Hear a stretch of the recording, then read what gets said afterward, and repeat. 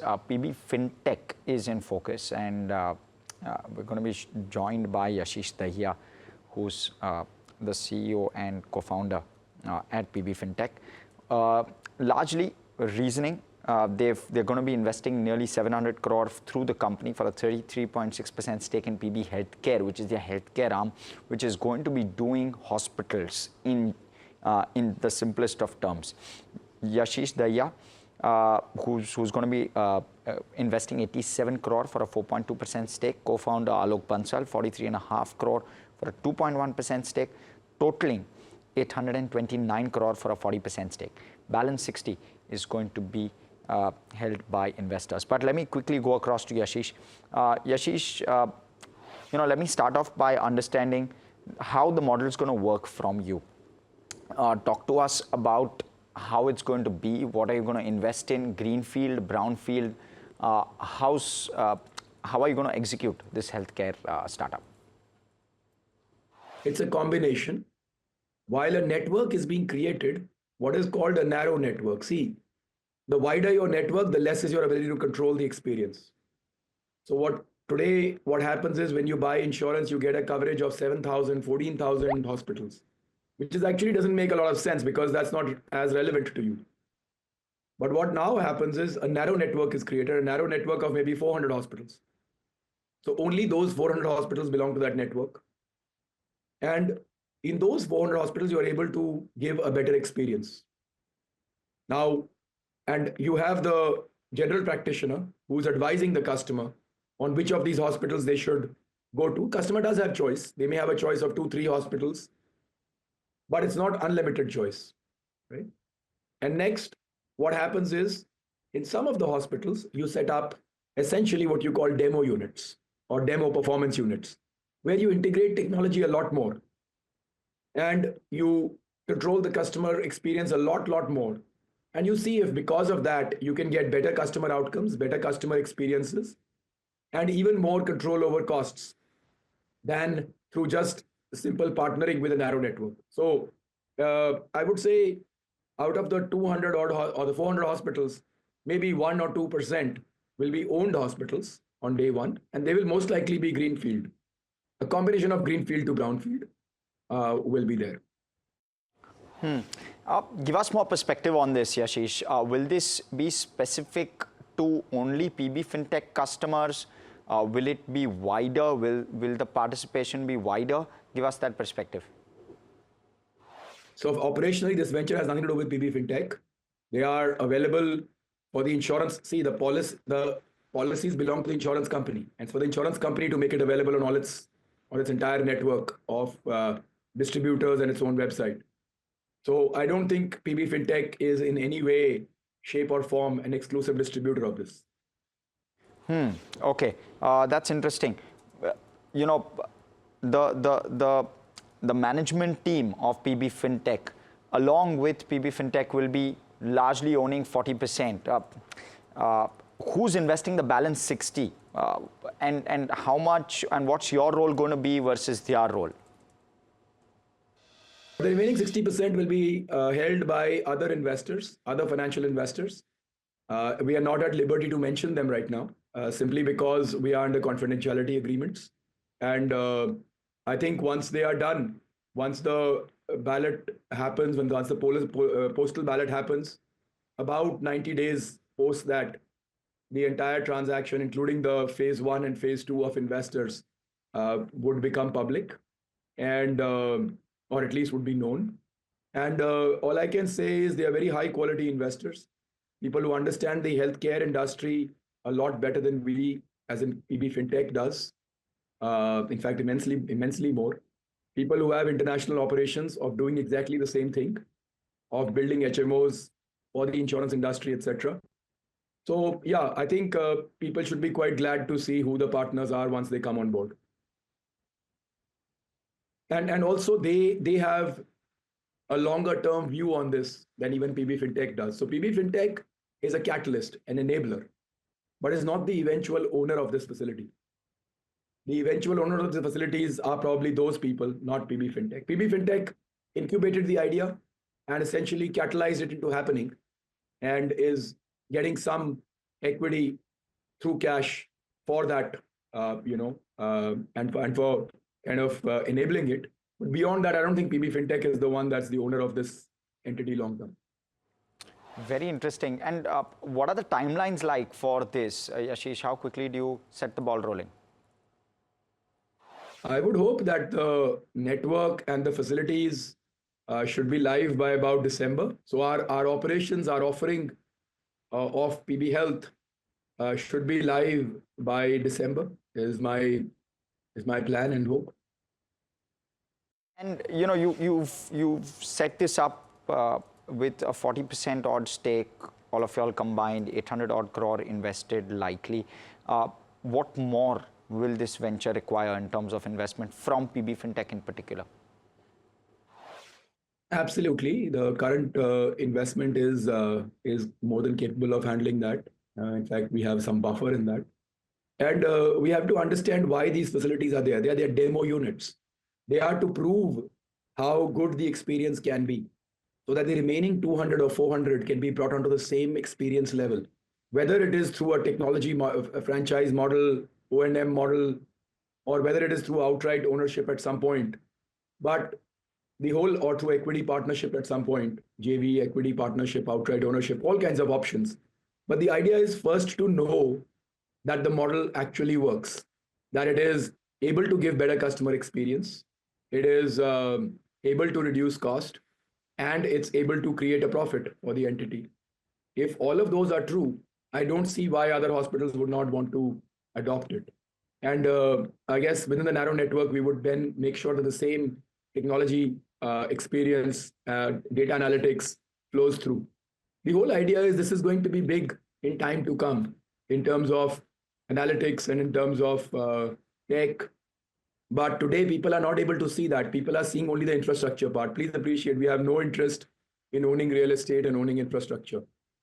I think our whole game is the soft tech behind hospital experience. And, I could be standing outside. You could say, why not partner? I can keep standing outside a large hospital and never get access to build their tech or their experience for the next 10 years. I might as well do it rather than wait outside the gate of the hospital. Okay, and give us perspective. Is there a target return ratio in mind? What's the payback period for the investment going to be like? How does PB Fintech think of this? See, if you think about it, the investors are a combination of strategic, financial, and so the financial investors have certainly done their math around that. And I would leave it to them. I don't think PB Fintech by itself is going in as a financial investor. It is going in as a strategic investor. PB Fintech counts its benefit in the benefit PB Fintech can derive from this operation happening. And actually, so do me and Alok. We see the value of this actually flowing to the PB Fintech side. So I think the financial investors are making that decision. And it's for them to consider how they think about their returns. Like I'm sure when people invested in Policy Bazaar in the early days, a lot of people laughed at them. But some of them have made 100x of what they invested. So it's not a bad investment at the end of it. But these things take time to prove, and by the time you prove it, the people who ridiculed you are no longer there to have the discussion. That's what I've noticed in my life. That when 10 years pass, the people who are just what they call spit and run people, they are not there to neither spit nor talk. They are usually not there at all. Whether it happened to InfoEdge, us, Zomato, everybody, it's the same story. So I think it's best to ignore those noises. Like you hear them, you test it, you validate yourself, but you don't take them way too seriously. Right, and you've spoken about tying up with and setting up a cumulative of 400 hospitals. Any big hospital chains that are involved with you? Any names and any chains that you've tied up with? I think with the 400, we are able to service our customer base as of today. So the insurance customer base, we are able to service. The people, see, you have to understand, you are only taking care of those people who have a private health insurance. Of course, others are free to use the facility, But the ones whom we are building it for is those. So you actually have to go to the places where there is private health insurance. Okay, and what are the growth targets like for this one? How will numbers stack up? What's the average revenue per operating bed that you're targeting? Any specific therapies that you're looking for when you're setting up at least the new ones? I wanted to clarify, we are very, very focused on the financial target and the growth targets and the profit targets for the PB Health business. It is just, they are irrelevant. It's a private company. They are irrelevant for everybody else. I think those growth targets have been proven by the fact that there's 2,000 crores of capital coming in, because somebody is betting on it with their money. And those who are betting on it are, willing to take that chance, right? I think it is also proven by what me and Alok are doing. We are also putting our money, and a substantial amount of money. That means we'll also have to be stupid to lose that money, right? If we don't believe in it. So I think that is the answer to the PB. Now, from a PB Fintech perspective, PB Fintech does not need to worry about that, because PB Fintech is doing it for strategic reasons. PB Fintech is not doing it because it believes it's a very profitable venture and it should make profits out of it. PB Fintech is doing it because it's going to benefit PB Fintech. Because, if the claims experience becomes better and more controlled, and they are more integrated into the PB Fintech, into the Policy Bazaar websites, then the Policy Bazaar customers will hopefully have a much better experience. And that is the reason PB Fintech is doing it. But yes, PB Health, of course, there are financial investors who are very smart financial investors. They have different time frames. And there's a reason why some of them invest and the whole world is not expected to invest. I must share one thing with you. The oversubscription was about 3 times. Wow, that's impressive. So 3 times in terms of oversubscription with regard to this one. In terms of greenfield, you've guided for around 1 to 2% of your hospitals being greenfield, so around 4 to 8 roughly on the 400 that you have as a base. How quickly do they go live? How quickly do you set those up? As I said, I think the first one will go live by December this year. Do appreciate we are a bit late, in the sense this whole process will end by about June or so. So we have 6 months to take live the first hospital. You appreciate we can't really invest till the money is there. So, but yeah, by December the first one should go live, and also the network should go live.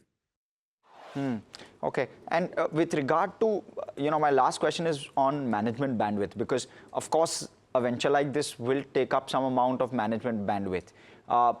Could you give us a perspective on how that split will be, if there is visibility, and if not, just a ballpark? What's that visibility going to, what does that bandwidth split look like? See, I think we have to all the time wear the PB Fintech lens and not wear the PB Health lens. PB Health has its own independent team, its own independent board, its own independent management. Now, what PB Fintech is doing, it has a strategic interest in PB Health succeeding. And thus, it will do whatever it takes to make PB Health succeed, including deputing some people, including whatever it requires to do, because that's exactly what any ally would do. So treat it like an ally, right, who wants that particular activity to happen. And of course, for that activity, it'll get paid as well. But treat it like an ally rather than, okay, now you asked in terms of focus. See, we have independent CEOs for each part of our business, whether it is Policy Bazaar, whether it's Paisa Bazaar, whether it's UAE. And further, those people have independent CEOs for the POSP business, for each business unit, for everything. You need as much focus as the strength of the management, or inversely correlated to the strength of the management, or the maturity of the management in that particular field. So as I think about it, Policy Bazaar requires less and less focus, because that management is the most mature. Maybe Paisa Bazaar requires some, and UAE requires some, and this will also require some focus to make it succeed. So yes, focus will be required, and time will be required. However, that does not detract from the, see, if you have two kids, one is very good in studies and the other one is slightly weak in studies, who are you going to help in studies? Right? You will help the one who's slightly weaker. Now, that that is only because the strong one is already strong, right? And it's not because you are neglecting the strong one. Okay, very interesting. Thanks so much, Yashish, for coming in and clarifying this. What really stood out, for me in terms of the quantum of interest that this subsidiary and this private company healthcare venture has actually garnered. 3 times is what he said was the oversubscription number. 400 new hospitals that they're going to tie up with, of which they're going to create 4 to 8 new hospitals.